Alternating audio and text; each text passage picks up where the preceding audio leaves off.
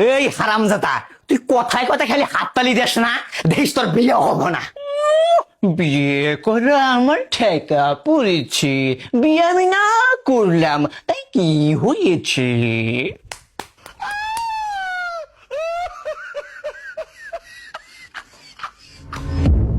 কিরারে তুই এলে কি করতে চাস? তোকে আমি কইছি না তুই সেরি বসে কাজ করবি না?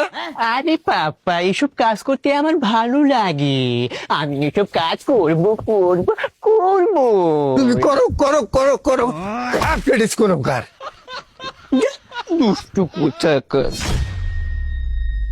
কিরে আমি তো কইছি না পোলা সেরি বসে কাম করাবি না? এই পোলাটা হাফ লেডিস, এর মাঝে এলে কাম করলে পোলা কেউ বউ দিব?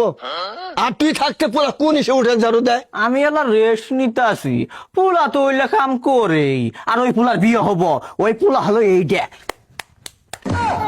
এই ফাটা আছে তোর তো নেবা আছে নাটিটা কই গেল রে? জাত করে আসো তো, থাম আজকে থাম।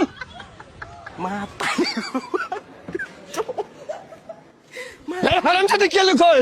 হ্যাঁ নেপালি তো আজকে শেষ করে দিল নি। হারামজাদা গেল কই? ও গো, এই যে আমি উপরে। কি রে তুই মহিলা মানুষ আর সুবেরি গেছে চললে কি বকরে? আপনি ভয় গো। তুই মা হয়ে যদি গাছ পটপট পাস তাহলে তোর পোলা হাফ লেডিস অসাধারণ বিষয়। আমি শেষ কোনটা কই গেল রে? তোকে যে সাদা করে দেব। থাম আজকে, এখন পালাস কা, থাম। আসসালামু আলাইকুম। ওয়ালাইকুম সালাম। আমি মেয়ের বাবা, ঘটকের কাছে আপনার এই বাড়ির লোকেশনটা পাইলাম। আপনার নাকি বড় ছেলে আছে, বিয়ের জন্য পাত্রী খুঁজতে আছেন। জি জি জি জি, আপনাকে মনে হয় সাইফুল ঘটক আমার বাড়ির লোকেশন দিছে তাই না? জি চাচা, আপনি একদম ঠিক ধরছেন।